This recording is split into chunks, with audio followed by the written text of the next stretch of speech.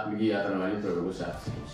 यो कुन परिस्थितिमा भनिएको हो, उनीहरू कहाँ छन्, के गर्न लागेको छ, सेवा गर्नेहरू पनि कति यसै प्रार्थनामा आएनन् भन्ने कुरा पनि हामी देख्दछौँ। तम्बुको जीवनलाई चाहिँ प्रवासी जीवनको विश्वासीको शान्ति चाहिँ नदी यस्तो बगिरहनुपर्छ क्या। हामी मात्रै बदलिन्छौँ, हाम्रो विचार चाहिँ बदलिबस्छ क्या। त्यस कारणले विश्वासी त बदली भइबस्छ, विश्वास बदलिन्छ, उसको व्यवहार बदलिन्छ, सेवा बदलिन्छ, गति बदलिन्छ। तर के छ, हाम्रो सम्पत्ति के छ भन्दा चाहिँ नि स्वर्गमा लानु चाहिँ नि हाम्रो विश्वास मात्रै जान्छ। हाम्रो काम र हाम्रो विश्वासलाई चाहिँ हामीले जोगाइबस्नुपर्छ। एज्राको किताब 8 अध्याय 21 पदलाई समय वचनहरूलाई हामी पढ्नेछौँ। 21 पद, एज्रा 8:21। अब हाम्रा निम्ति, हाम्रा बालबच्चाहरूका निम्ति र हाम्रो सबै सम्पत्तिका निम्ति हाम्रा परमेश्वरबाट ठिक बाटो देखाइ माग्नलाई उहाँको सामु आफूलाई नम्र तुल्याउन सकौँ भन्ने उद्देश्यले मैले त्यहाँ अहवा नदीमा उपवासको घोषणा गरेँ। हामी सानो प्रार्थना गरेर सुरु गरेछौँ। अघि हामीले जति पनि भजन गाइरहेका थियौँ, त्यो भजनमा तपाईँले याद गर्नुभयो होला। भजनको जति पनि प्रार्थनाको भजन थिए, अहिले प्रार्थनाको दुईवटा भजनमा एउटा मिल्ने खालको एउटा शीर्षक थियो, एउटा विषय थियो। त्यस विषयलाई तपाईँले ख्याल गर्नुभयो होला। अहिले प्रश्न गर्दा धेरै समय लाग्छ, तर तपाईँले के पाउनुभयो त्यसमा चाहिँ दुईवटै भजनहरूमा एउटै विषय थियो। त्यो तेस्रो पदमा यस यात्रामा मलाई समान देव प्रभु, लक्ष्यमा पुग्न सकौँ भन्ने। पहिला पनि यात्रामा थिए, जीवन यात्रा। त्यस कारण मलाई त्यति बेला, किनभने जब हामी भजन गाउँछौँ नि, भजनले चाहिँ हामीलाई परमेश्वरको वचनलाई के मनन गर्नुपर्ने भन्ने कुरामा अगुवाई हुन्छ। त यहाँ उपासकको प्रार्थनामा पनि हामी यात्राकै विषयमा हेरिरहेका छौँ, किनभने हाम्रो आत्मिक यात्रामा पनि प्रभुको साथ चाहिन्छ। त यहाँ अहिले हामीले पढेका छौँ एज्रा 8:21मा एज्राले यसरी आहवा भन्ने खोलामा बेबिलोनबाट यरुसलेम आउँदा धेरै लामो यात्रा छ। इराकदेखिको यरुसलेम जानुपर्ने, त्यहाँ परमेश्वरको घर जलाइएको छ, पर्खालहरू भत्काइएको छ। मानिसहरू जति पनि बसेका थिए दुःखमा बाँचिरहेका छन्। अनि उनीहरू चाहिँ अब बेबिलोनबाट गएर त्यहाँ चाहिँ के गर्ने, भत्काएका पर्खालले पुनर्निर्माण गर्ने, परमेश्वर घर जो जलाइएको छ त्यसलाई पुनर्निर्माण गर्ने। यात्रा लामो छ, काम बहुत ठुलो छ, अनि उनीहरू धेरै छन्।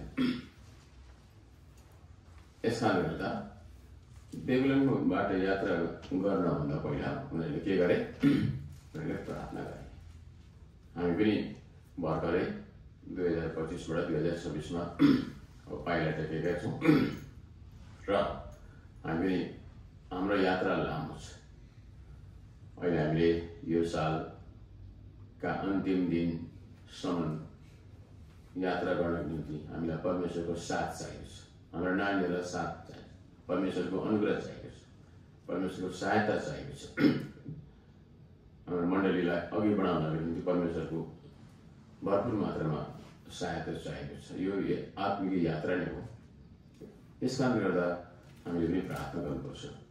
र यहाँ हामी के देख्दछौँ भनेदेखि चाहिँ एज्राले यहाँ मैले अहवा नदीमा एउटा के गरेँ, उपासकको प्रार्थना गरेँ। अब तिनीहरू कहाँ छन् भने हामीले जब वचन पढ्छौँ नि, सबभन्दा पहिला हामीले याद हुनुपर्छ यो कुन परिस्थितिमा भनिएको हो, उनीहरू कहाँ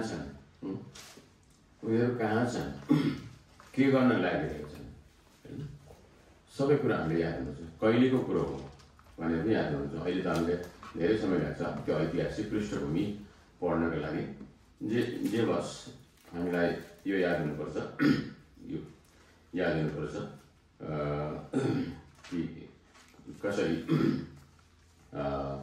यो करिब 587तिरको BC-तिरको कुराहरू हामी देख्दछौँ र चाहिँ यो 538 539 BC-को कुराहरू हो।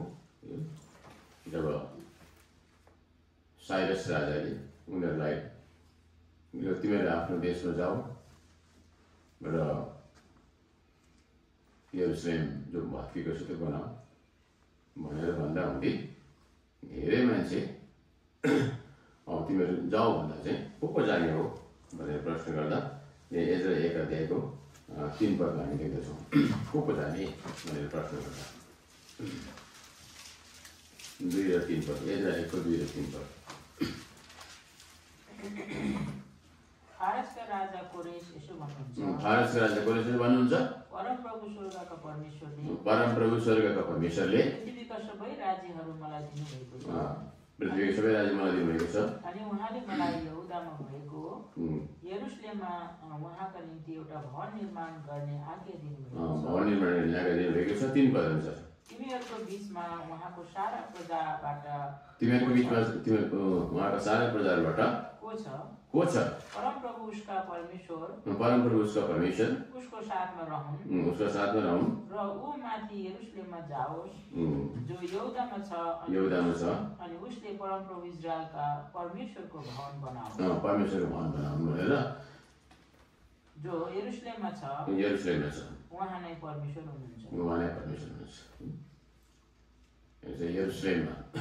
यस कारणले गर्दा उनीहरू त अहिले बदमाईमा छन् र पनि कोरेश राजाले बदमाई भएका ल आफ्नो देशमा जाऊ है इजरायलीहरू आफ्नो देशमा फर्क यरुशलेममा त्यहाँ तिमीहरूको परमेश्वरको मन्दिर भत्किएको छ पर्खाल भत्किएका छन् त्यहाँ तिमीहरू जान सक्छौ भन्दैछ को जाने एउटा ठुलो प्रश्न छ हु इज देयर अमङ को जाने भन्दा त्यहाँ धेरै मान्छेहरू निस्किएको कुराहरू हामी देख्दछौँ र अहिले हामीलाई तपाईँले पढ्न सक्नुहुन्छ र 2 अध्यायमा हामी देख्दछौँ यी मान्छेहरू चाहिँ गए भने चाहिँ नामहरू पनि उल्लेख गरेको छ को हो अब बदमाईबाट को फर्केर गए भने 2को 1 मा हामी देख्दछौँ नेबुकदनेजर राजाले पहिला लगाएर गएका थिए यरुशलेमबाट कैदमा र उनीहरू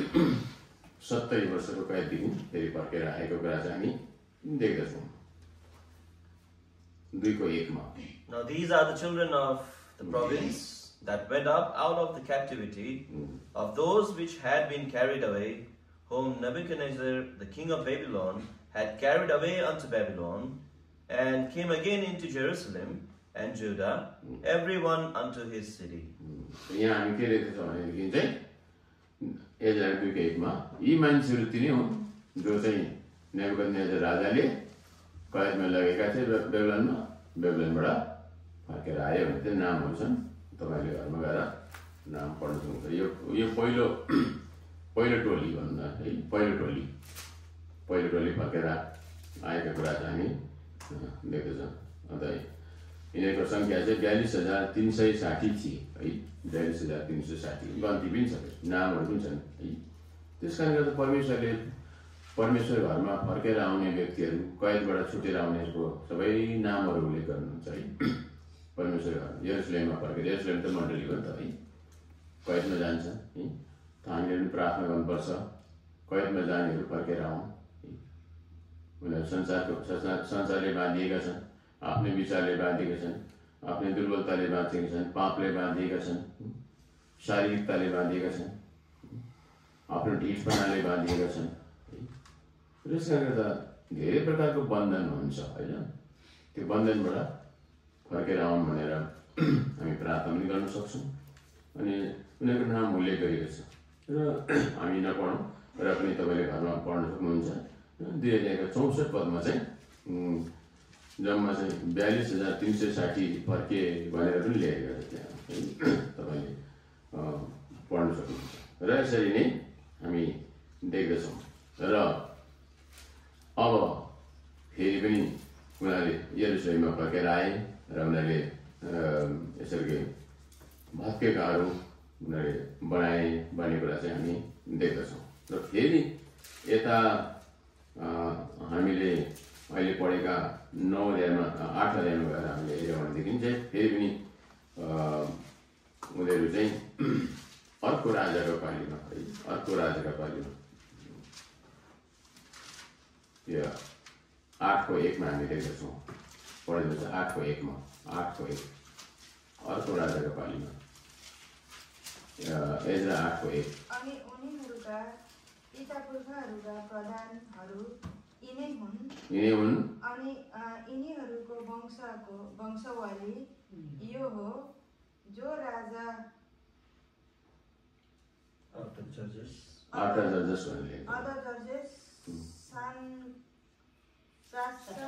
शासनकालमा मसँग बाबेलबाट माथि गए। बाबेलबाट गए अर्को राजा फेरि 8 जजेस राजाको पालीमा यिनीहरू गए भन्ने कुरा चाहिँ हामी देख्दछौँ। र यो टोली 18 यो टोली चाहिँ 1800 जना फेरि अर्को चाहिँ 43,360 यिनी चाहिँ फेरि 1800 जना छन् फेरि हामी देख्दछौँ। र यस कारणले गर्दा अब जब उनीहरूलाई भेला पारे 15 पदमा अब यो अर्को टोलीलाई भेला पारे अब उनीहरू पनि पहिलाको टोली पनि गए यरुसलेमका कुराहरू कतिवटा बनाए अनि अर्को टोली जाँदैछन् है। अनि त्यो टोलीमा चाहिँ नानीहरू पनि रहेछन् है। र अब बाटो लामो छ हेर्नु चाहिँ बाटो लामो छ र बेबिलोनबाट यरुसलेम जानु चाहिँ 1000 किलोमिटर जस्तो छ है। र यस कारणले गर्दा बाटो लामो भएको हुनाले गर्दा एजराले के गरे अब सबैजना यता आउनुहोस् अब हामी जानुभन्दा पहिला के गर्नुपर्छ प्रार्थना गर्नुपर्छ। र उनीहरू धेरै मान्छे भएको हुनाले गर्दा आहावा खोलामा भेला भए त्यस कारण खोलाको किनारमा पनि प्रार्थना गरे। हामी प्रार्थना जहीँ पनि गर्न सक्दछौँ हुन त प्रार्थना त फास्टिङ कुरा यहीँ गर्नुपर्छ तर एकदमै मान्छे थुप्रो थियो है। अब यात्रा गरिरहेका थिए त्यति बेलाको जमानामा यस्तो परमेश्वरको घरहरू पनि व्यवस्थित ढङ्गले बनिएका हुँदैन थिए है। यस कारणले गर्दा उनीहरू फेरि परदेशमा छ फेरि हेर्नु चाहिँ परदेशमा छ र पनि यरुसलेम जान लागेका छन्। एजराले के गरे लु सबै गुणा टेको हामी प्रार्थना गरौँ उपासकको प्रार्थना गरौँ भनेर आवा खोलामा भेला पारेको हामी देख्दछौँ। त्यसरी नै आवा खोलामा मैले भेला पारेँ भनेर चाहिँ 15 पदमा लेखेको छ 8:15 अनि मैले उनीहरूलाई त्यस नदीमा भेला गरेँ जो अवातिर बग्छ अनि त्यहाँ हामी 3 दिन छाउनी हालेर बस्यौँ। अनि मैले मानिसहरू र पुजारीहरूलाई निरीक्षण गरेँ र त्यहाँ लेवीको कुनै सन्तान पाइन। लेवीको सन्तान पाइन त्यहाँ है। पुजारीहरू लेवी त खास मान्छेहरू भन्नु मतलब त्यो खास सेवा गर्नेहरू पनि कति यसरी प्रार्थनामा आएनन् भन्ने कुरा पनि हामी देख्दछौँ। यो उहिलेको जमाना पनि त्यस्तो हुन्थ्यो र पनि जति थिए 3 दिनसम्म छाउनी हालेर बस्छन् तम्बु हालेर। तम्बुको जीवनले चाहिँ के बताउँदछ तम्बुको जीवनलाई चाहिँ प्रवासी जीवनले बताउँदछ हामी सधैँ बस्ने छैनौँ भन्ने कुरा बताउँदछ है। अब तम्बु उठायो हिँड्यो तर 3 दिन छाउनी गरे त्यसको मतलब यसो लाग्दछ कि 3 दिनसम्म उपास गरेर याद गर्नु चाहिँ 3 दिनसम्म उपासको प्रार्थना गरे जस्तो लाग्दछ। किनभने मोसाले 40 दिन 40 रात माउन्ट सिनाईमा प्रभुको साथमा बसे है। प्रभु यीशु मसीहले पनि 40 दिन 40 रात प्रार्थना गर्नुभयो होइन। त्यसरी उहाँले 3 दिन चाहिँ प्रार्थना गरे उपासको प्रार्थना गरे र के को लागि प्रार्थना गरे भन्दा आह्वा खोलामा गए भने चाहिँ हामी देख्दछौँ है। त यस कारणले गर्दा अब त्यो आह्वा खोलाको अर्थ चाहिँ अनचेन्जेबल भन्छ अपरिवर्तन बदली नहुने। त्यसले के बताउँदछ आह्वा खोलाले चाहिँ परमेश्वरको वचनलाई बताउँछ परमेश्वरको शान्तिलाई बताउँदछ। किनभने परमेश्वरको वचनले भन्छ तिमीहरूको शान्ति चाहिँ नदी जस्तो बगोस् भन्छ। विश्वासीको शान्ति चाहिँ नदी जस्तो बगिरहनुपर्छ क्या विश्वासीले पाएको शान्तिलाई। त आह्वा खोला भनेको बदली नहुने, परमेश्वरको वचन बदली नहुने, परमेश्वर बदली नहुने परमेश्वर। हामी मात्रै बदलिन्छौँ, हाम्रो विचार चाहिँ बदली बस्छ क्या। विश्वासीहरू कोही बेला बडा जोसले काम गरेका हामी देख्छौँ, सेवा गरेका देख्छौँ, के हुन्छ कि फेरि बिस्तारै सुस्तता आउँछ, कोही त आउने पनि छोड्छन् है। यस कारणले विश्वासी त बदली भइबस्छ, विश्वास बदलिन्छ, उसको व्यवहार बदलिन्छ, सेवा बदलिन्छ, गति बदलिन्छ। हिजो हामीले हेरेको थियौँ नि, सङ्गति भनेको चाहिँ बराबरको गति हुनुपर्छ नि। बराबर हिँडिरहेको थियो, फेरि सुस्त सुस्त सुस्त हुन्छ, फेरि हराउँछ पनि कोही त। त्यस कारणले गर्दा हामी के देख्छ, परमेश्वर कहिले बदलिनुहुन्न, परमेश्वरको वचन बदलिँदैन है। अनि त्यो हावाको छेउमा प्रार्थना गरे। के को लागि प्रार्थना गरे अरे? 1 नम्बर चाहिँ अङ्ग्रेजीमा टु एफ्लिक्ट भन्दछ, आफूलाई के गर्नु, दुःख दिनु, नम्र बनाउनु। किनभने अहिले हामी उपासकको प्रार्थना भएको केही नखाइकन आएको छौँ। 3 प्रकारको उपासकको प्रार्थना हुन्छ है। कतिले के गर्छन्, पानी खाएर प्रार्थना गर्दछन् है। कतिले बाइबलमा त्यसलाई चाहिँ पार्सियल प्रार्थना भन्छ है, पानी खाएर प्रार्थना गर्छन्। कतिले केही जस्तै दानियलले सागपात खाएर प्रार्थना गरे, अनि प्रभु यीशु मसीहले केही नखाए प्रार्थना गर्नुभयो, मोसाले पनि केही खानु भएन है। त्यो 3 प्रकारको प्रार्थना हुन्छ है। जे होस्, आफ्नो आफ्नो विश्वास हो, बाइबलमा पनि उल्लेख गरिएको छ। प्रार्थना चाहिँ मनको कुरा हो। त हामी किन केही नखाए प्रार्थना गर्छौँ? किनभने केही नखाए प्रार्थना गर्दा के हुन्छ भनेदेखि चाहिँ हामी चाहिँ खाएपछि चाहिँ के हुन्छ मान्छेलाई भनेदेखि चाहिँ विज्ञानले भन्छ खाएपछि चाहिँ एकदमै पचाउनुको निम्ति शक्ति हुन्छ अरे, शक्ति चाहिन्छ अरे। अनि सबै शरीरको शक्ति चाहिँ पचाउनमा जान्छ अरे। त्यस कारणले गर्दा खाने बित्तिकै हामीले निद्रा लागेको भने चाहिँ हाम्रो दिमागमा जति शक्ति जानुपर्ने त्यो शक्ति चाहिँ कम्ती हुन्छ अरे कि। अन्त हाम्रो दिमागले चाहिँ अब निद्रा अन्त आउँछ, भातै निद्रा हुन्छ, त्यसलाई भात खाएपछि निद्रा। त्यस कारण निद्राएपछि त अब हाम्रो होस राम्रो भएन, होस राम्रो भएन भने त हामी त फेरि कसरी प्रार्थना गर्ने त। त्यस कारणले गर्दा हामीले नखाँदा चाहिँ के हुन्छ भनेदेखि चाहिँ एकदम हाम्रो दिमागलाई चाहिँ दिनुपर्ने शक्ति चाहिँ पुरा शरीरले दिन्छ अरे। हाम्रो दिमाग चाहिँ जागरुक भएर चाहिँ हामी प्रार्थना गर्छौँ। किनभने जागो रहिकन प्रार्थना गर्नु पऱ्यो नि त है। कोही प्रार्थना गरिरहेको छ, कोही सुत्नु भएन फेरि है, सबैजना जागो छ। एकजना भाइले प्रार्थना गर्दा उसले के भनिरहेको छ, एकजना बहिनीले प्रार्थना गर्दा उसले के भनिरहेको छ, हामी त्यो उसको शब्दसँग बग्नुपर्छ, त्यो शब्दसँग बग्नुपर्छ। हाम्रो आत्मा पनि उसँग हुनुपर्दछ, हामी सुनिरहनु पर्दछ। न त भने उसको पालो हो, म त अब एकछिन शुद्ध पनि हुन्छ भने त हामी त्यसरी पुग्नु भएन। सङ्गति भनेको चाहिँ एकै प्रकारले बग्नु पऱ्यो नि त, एउटै गति हुनु पऱ्यो नि, प्रार्थनामा हामी बहनु पऱ्यो नि त। यस कारणले गर्दा यहाँ भन्दछ आफूलाई पढिदिनुहोस् त नेपालीमा, नेपालीमा अलिक सिक्वेन्स अर्कै होला। 21 पदलाई अब हाम्रा निम्ति, हाम्रा बालबच्चाका निम्ति, हाम्रो बालबच्चाका निम्ति र हाम्रा सबै सम्पत्तिका निम्ति, हाम्रा परमेश्वरबाट ठिक बाटो देखाइ माग्नलाई उहाँको सामु आफूलाई नम्र तुल्याउन सकौँ भन्ने उद्देश्यले मैले त्यहाँ अवा नदीमा उपवासको घोषणा गरेँ। अब यहाँ सिक्वेन्स चाहिँ यस्तो छ, नम्र तुल्याउनु। प्रार्थनाले मान्छेलाई नम्र हुन्छ। अब भोक लागिरहेको हुन्छ है, पेट खाली हुन्छ है, शक्ति पनि अलिक कम्ती भइरहेको हुन्छ। तर हामी चाहिँ नि नखाए पनि यस्तो प्रकारले बस्नुपर्छ अनुहार चाहिँ, मानव हामी चाहिँ नखाए पनि खाए जस्तो। बाघको मुख जहिले पनि रातो भनेको छ नि, सिकार नखाए पनि बाघको मुख रातो हुन्छ होइन। हामी विश्वासी पनि बाघै हो नि। अनि यहुदाको सिंहको सन्तान पो हो हामी, बुझ्नु त। प्रभु यीशु मसीहलाई के भन्छ, धेरै नामहरूमध्ये चाहिँ के छ, यहुदाको सिंह भनेको छैन प्रभु। अनि सिंहको छोरालाई के भन्छ, बाघको छोरालाई नेपालीमा के भन्छ, डमरू भन्छ। हामी त डमरूहरू पो त हो।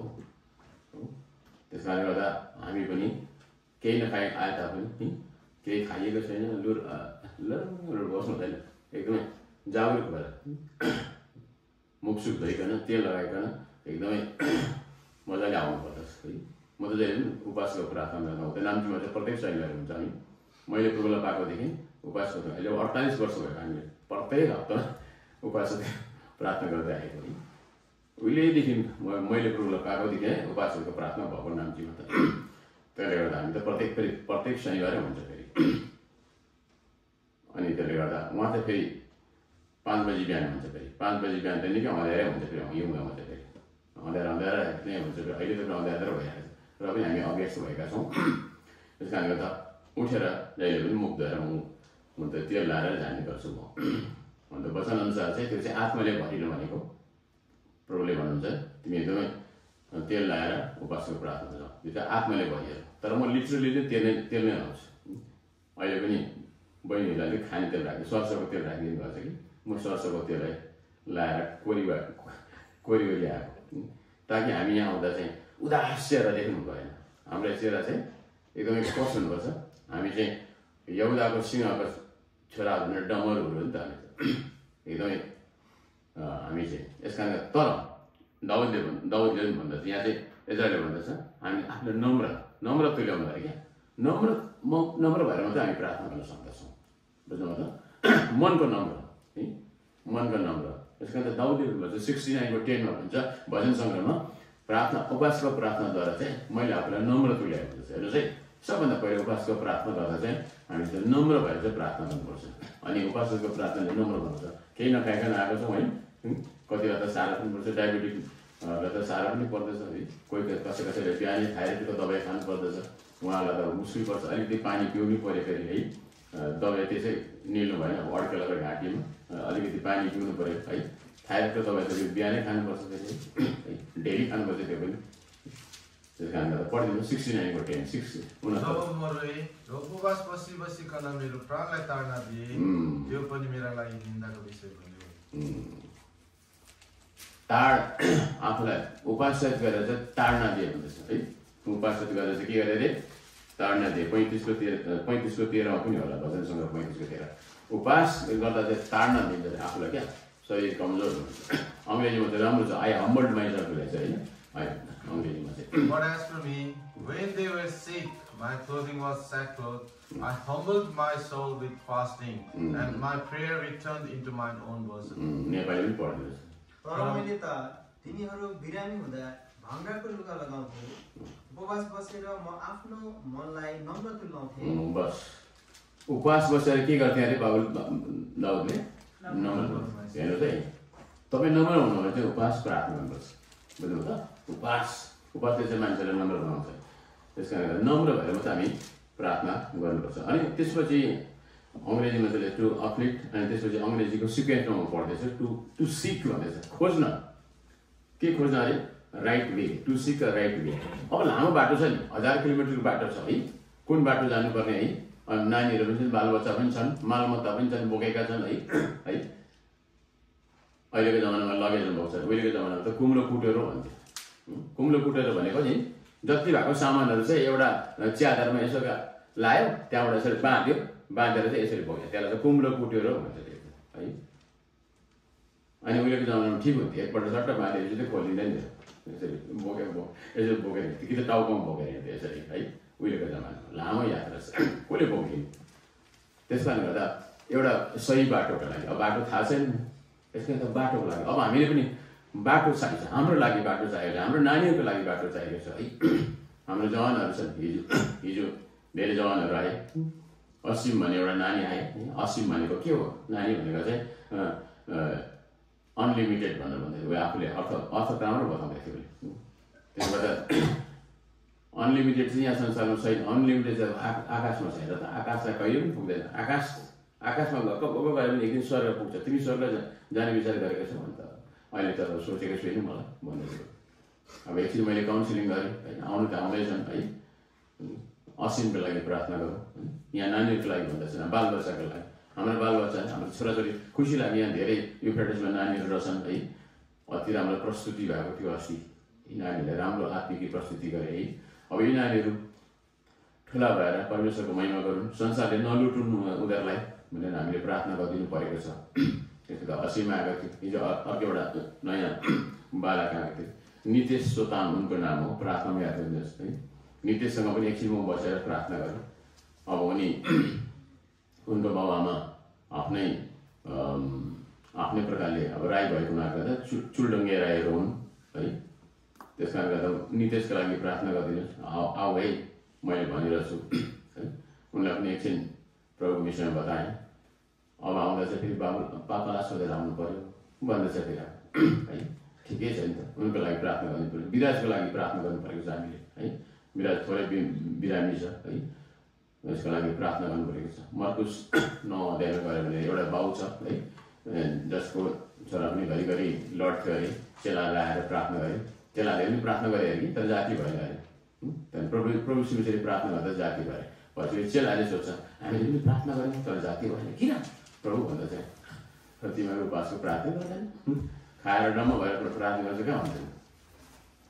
म त जहिले पनि उपासको प्रार्थना प्रभुले भन्नु पऱ्यो यस्तो कुरा त नि उपासको प्रार्थनाद्वारा मात्र हुन्छ भने चेलाहरू सबै भयो क्या त्यहाँ है। त्यस कारण विराजको लागि हामीले उपासको प्रार्थना गर्नुपर्छ ताकि उनी जाति आउनु भनेर है। र यहाँ हामी देख्दछौँ उनीहरूले चाहिँ अर्को चाहिँ बाटोको लागि, अब हाम्रो लामो बाटो छ है, 2026 को यात्रा छ। त्यस कारण सही बाटो मात्रै होइन, सही बाटोको लागि प्रार्थना गरे अरे। बुझ्नु त, मान्छेको लागि एउटा बाटोहरू चाहिँ ठिकै लाग्छ अरे कि। यता हितोपदेश 16:9 लेखेको छ, मान्छेको लागि आफ्नो बाटो ठिकै लाग्छ अरे। तपाईँले कति विश्वास गरेर सोध्नुहोस् न, बाटो लागेर म ठिकै छु भन्छ है। उनीहरूको लागि आफूलाई के गर्छन् अरे, उनीहरूले आफूलाई चाहिँ म ठिकै छु भनेर भन्छन् अरे। तर परमेश्वरले चाहिँ सही बाटो चाहिँ परमेश्वरले मात्रै देखाउँछ अरे। 16:9 पढ्नुहोस् न। मानिसको हृदयले आफ्नो बाटोको योजना बनाउँछ तर परमप्रभुले उसका पाइलाहरू डोर्याउनुहुन्छ। हाम्रो पाइला चाहिँ पर्नु। यस कारण त एजराले नि हामी यरुशलेम पुग्नु छ, हाम्रो पाइलाहरू चाहिँ हामी ठिक बाटोमा होस् भनेर चाहिँ प्रार्थना गरे। अनि अर्को लागि अङ्ग्रेजीमा भने चाहिँ लिटल वान्स, नानीहरूको लागि हामीले, नानीहरूको लागि अघि नै भनिसकेका छौँ, नानीहरूको लागि हामी प्रार्थना गर्नु परेको छ है। हाम्रो अरू चाहिँ आवर सब्सटेन्स भनेको छ, सब्सटेन्स भनेको छ हाम्रो सम्पत्तिको लागि। सम्पत्तिको नाममा बुच्चे ठेकी भन्थ्यो उहिले हो, बुच्चे ठेकी भन्थ्यो उहिलेको बुढाहरूले क्या। सम्पत्ति त के थियो होला विचाराहरू, परदेशमा शरणार्थी जीवन बिताएका थिए उनीहरूले, के थियो होला त। हाम्रो पनि के छ, तर के छ हाम्रो सम्पत्ति के छ भन्दा चाहिँ नि स्वर्गमा लानु चाहिँ नि हाम्रो विश्वास मात्रै जान्छ, हाम्रो काम मात्रै जान्छ। बुझ्नुभयो त। यस कारणले त हाम्रो काम र हाम्रो विश्वासलाई चाहिँ हामीले जोगाइ बस्नुपर्छ। किनभने बाटोमा ढुक्ने मान्छेहरू पनि थियो अरे मान्छे, तर परमेश्वरले जोगाउनु भयो भनेर लेखेको छ। पढिनुहोस् न। अब त्यसपछि हामी समाप्त गर्छौँ। 31 पद। अनि प्रार्थना गरेपछि उनीहरू यरुशलेम पुगे। 31 पद। तब पहिलो महिनाको 12 दिनमा यरुशलेम जानलाई हामी अवा नदीबाट हिँड्यौँ अनि हाम्रा परमेश्वरको हात हामीमाथि थियो अनि उहाँले हामीलाई शत्रुको हातबाट र बाटोमा ढुकेर बस्नेहरूबाट छुटाउनु। हेर्नुहोस् त्यो शत्रु पनि थियो अरे, बाटोमा ढुकुवाहरू पनि थियो अरे। उहिले ढुकुवाहरू चाहिँ नि बाटोमा ढुक्ने मान्छेहरू हुन्छ नि क्या, नेपालमा पनि त्यस्तो थियो अरे क्या। उसले लाउरीहरू आउँदा चाहिँ नि लाउरीहरू आयो भने चाहिँ लाउरीहरूलाई चाहिँ लुट्थ्यो अरे बाटोमा। एउटा ठाउँ छ अरे क्या, लैना कि थारा भन्थ्यो अरे क्या। त्यो चाहिँ उनीहरूको कोडबाट अरे। एकदमै थारा भनेको केही पनि छैन है, लैना भनेको दुध दिने गाई भनेको होला। यो मान्छेकोमा बेसी पैसा छ भन्थ्यो चाहिँ लैना भन्थ्यो कि, थारा लुट्दैन थियो त्यस्तो कोडबाट। त्यो चाहिँ होटलमा चाल पाउँथ्यो अरे। यता लाउरीहरू गएर बास बस्थ्यो अरे कि, अनि पाहाडमा जाँदा चाहिँ उनीहरू चाल पाउँथ्यो मान्छेको कति पैसा छ, बाटोमा लुट्थ्यो अरे कि। डुवर्सतिर पनि यस्तो त्यहाँ ढुकुवाहरू हुन्छ, सबैतिर ढुकुवा, उहिले पनि त्यहाँतिर पनि ढुकुवा थियो रहेछ है। यस कारणले गर्दा ढुकुवाले के गर्छ, लुट्नेहरूले लुट्छन्, हाम्रो सम्पत्ति लुट्छन्। यस कारणले गर्दा हामीले प्रार्थना गरौँ। हाम्रो सम्पत्ति भनेको हाम्रो बालबच्चा हो, नानीहरू हुन् है। हाम्रो सम्पत्ति भनेको हाम्रो उधार हो, हाम्रो सम्पत्ति भनेको हाम्रो आशा, धार्मिकता, हाम्रो काम हो। लुटिदिनु सक्छ संसारले, हाम्रो नानीहरूलाई नलुटेका हुन्, संसारले नलुटेका हुन् भनेर त हामीले के गर्नुपर्छ, प्रार्थना। दुश्मन पनि छन् अरे, लुटा पनि छन् अरे। र 22-32 पदले भन्छ उनीहरू कहाँ पुग्यो अरे, 32 पद। अनि हामी यरुशलेममा पुग्यौँ र त्यहाँ 3 दिन बस्यौँ। यरुशलेममा पुग्यौँ। अघि हामीले गीत, दोस्रो गीतमा के थियो, हामी लक्ष्यमा के पो थियो, लक्ष्यमा पुग्न सकौँ। लक्ष्य भनेको चाहिँ डेस्टिनेसन, उनीहरू पुगे त है। त्यस कारण हामी पनि लक्ष्यमा पुग्नलाई फासिङ तयार गरौँ। प्रभुले हामीलाई सहायता गरे।